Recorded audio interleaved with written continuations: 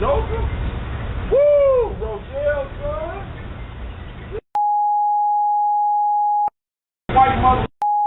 White boy killed my cousin Joseph. That's what they got me set up in Butler County. You done killed my cousin. You killed my cousin Joseph. Bureau of Investigation now says the murder-suicide that happened this week that left a family of 6 dead was premeditated and planned by both parents. For almost 2 hours, police stood outside a house in Winfield, Kansas, not knowing if anyone inside was still alive. A man had just called 911 to confess he'd killed his entire family. But when investigators finally pieced together what really happened in that house, they realized the story wasn't about one killer at all. It was about 2. If you're new here, welcome to Crime Files. I cover real cases like this one every week. And if you don't want to miss the next one, hit subscribe and tap that bell. Because trust me, you don't want to find this channel halfway through a case and miss how it started. Let's talk about who this family actually was. Because before any of this happened, this was just a house on a quiet street in Winfield, Kansas, a small town most people outside the state have probably never heard of. Inside the house lived a mother, a father, and 4 kids. Kelly George was 44 years old. Her children were Carol, who was 9, Ronald Jr., who was 7, Sarah, who was 5, and the youngest, Kelly, named after a mother who was only 3 years old. For kids, ages 3 to 9, all under one roof, all with their whole lives ahead of them. We don't know a lot about their day-to-day life, and I want to be upfront about that instead of guessing or filling in gaps with things I can't confirm. What we do know is that this wasn't a family living quietly under the radar. Neighbors would later describe a household that police were already familiar with. In fact, the police chief in Winfield said officers had somewhere around 20 to 22 contacts with his family over the years for all kinds of different calls. Some of those were calls made about the family. Some were calls the family made themselves. Either way, this wasn't the first time law enforcement had been to that house. That detail matters, because it raises a question we're going to keep coming back to throughout this video. If police had that many interactions with this household, were there signs that something was seriously wrong long before August of 2026? And if there were signs, why didn't they add up to something being done sooner? Now let's talk about the father, because his name is the one that made headlines first. Ronald H. Williams Sr. was 53 years old, and when investigators started digging into his background, they didn't find a clean record.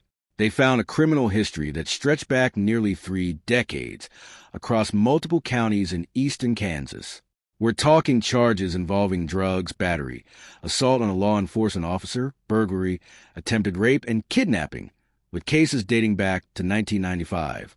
He also had aliases, other names he'd used over the years, including Freddie Williams, Ronald Williams, and Jerome Williams. But there's one part of his record that stands out above the rest, and it's the part that would come back into the spotlight once his name hit the news. Back in 1998, Williams was convicted of attempted indecent liberties with a child, tied to an incident involving a 15-year-old girl. That conviction is what placed him on Kansas's sex offender registry, a status he had carried for nearly 30 years by the time August 2026 came around. So here's where we are: a father with a long, documented criminal history, a mother and 4 young children, a house that police had visited over 20 times.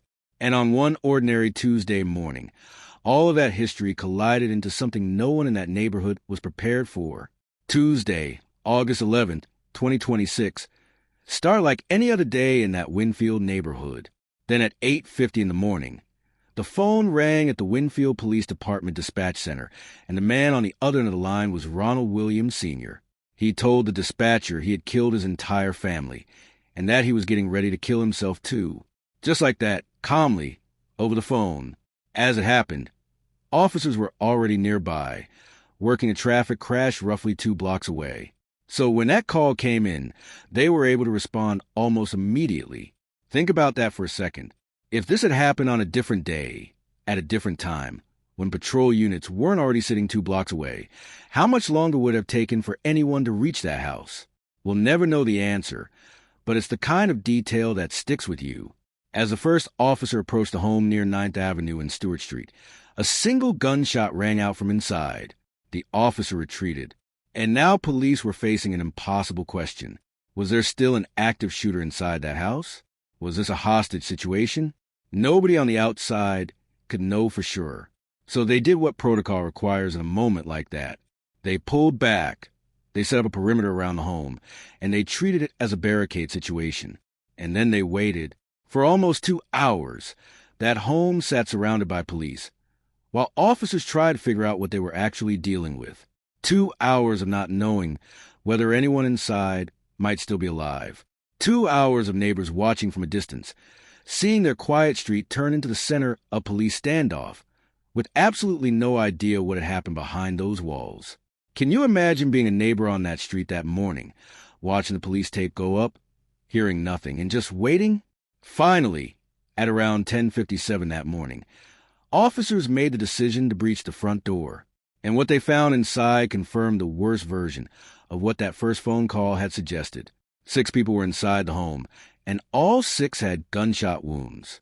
Paramedics arrived and pronounced 5 of them dead at the scene, along with Williams himself. Kelly George, 44. Carol Williams, 9. Ronald Williams Jr., 7. Sarah Williams, 5. And 3-year-old Kelly McGee Williams. Every member of that household gone. Police Chief Robbie DeLong later told reporters that he believed Williams had been telling the truth on that 911 call, and that the final gunshot officers heard as they approached was Williams turning the gun on himself. In Chief DeLong's own words, he said he hadn't seen a case like this in his more than 20 years in law enforcement. In the hours after the discovery, investigators said something important, something that would matter a lot as this story developed. They confirmed that only the 6 family members lived in that home, and that there was no ongoing threat to the public. Whatever had happened inside that house, it hadn't spread beyond it. But here's what still didn't make sense. Why would a father with this kind of criminal history, someone who had spent decades in and out of the justice system, suddenly turn a gun on his own children, on his wife? What actually happened inside that house in the hours or minutes before that phone call? At this point, all anyone had was a devastating scene and a mountain of unanswered questions. The motive, investigators said, was still under investigation, and in the days that followed, that investigation would uncover something that nobody expected. In the days right after the shooting, the story the public understood was straightforward, even if it was horrifying. A father with a violent past had killed his wife and children before killing himself. Kelly George was being talked about as a victim, just like her 4 children. That was a version of events that made it into early headlines. But investigators weren't finished. And what the Kansas Bureau of Investigation revealed just a few days later completely changed how this case would be understood. On August 14th, 3 days after the shooting, the KBI released new findings. And this is a twist that turns us from a story about one man's violence into something far more disturbing.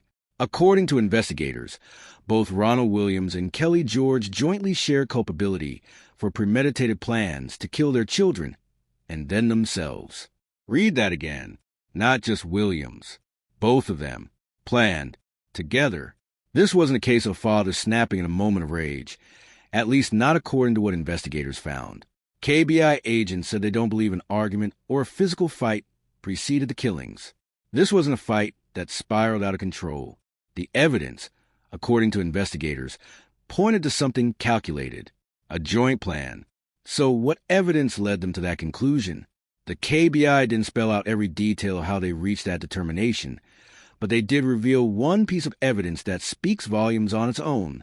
During the investigation, documentation showed that Kelly George had purchased a Taurus 38 special revolver back in February 2025, about a year and a half before the shooting. That same gun was recovered at the scene, a mother buying a handgun over a year in advance. That's not an impulsive decision. That's not something that happens in the heat of an argument. That timeline alone forces you to sit with some deeply uncomfortable questions about what was actually going on in that house long before anyone outside had any idea. The KBI also said something else that stopped a lot of people in their tracks. They said it was reported that both Williams and George displayed erratic behavior in the lead up to the shootings, including a pattern of making nonsensical statements to law enforcement, neighbors, and others in the community. Not just one of them acting strangely. Both of them. A neighbor named Lisa Spoon spoke to reporters about this, and her account is chilling in its own quiet way. She described both Williams and George as regularly confrontational with people around them. She said George had once told her that Spoon's own mother had stolen $4,000 from George's sister and had somehow stolen her identity. Spoon said her mother was 94 years old, on hospice care, and unable to walk. She said George seemed, in her words, just as unstable as Williams.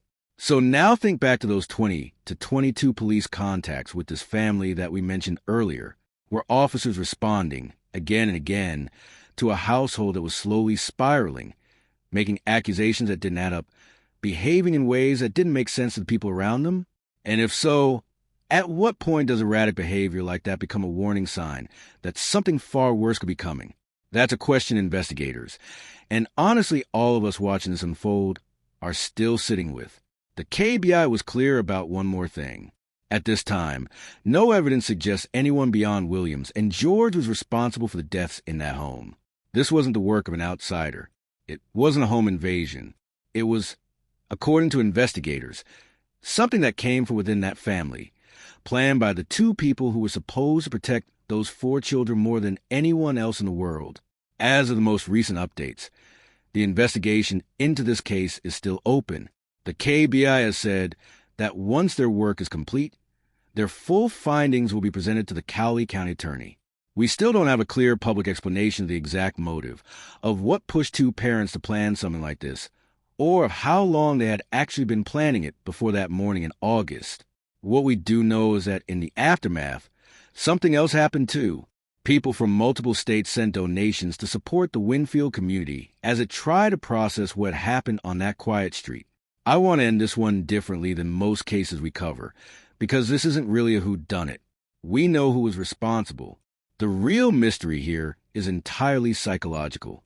How does a parent, or in this case 2 parents together, reach a place where they view killing their own children as some kind of plan, something to be prepared for over a year in advance with the purchase of a gun?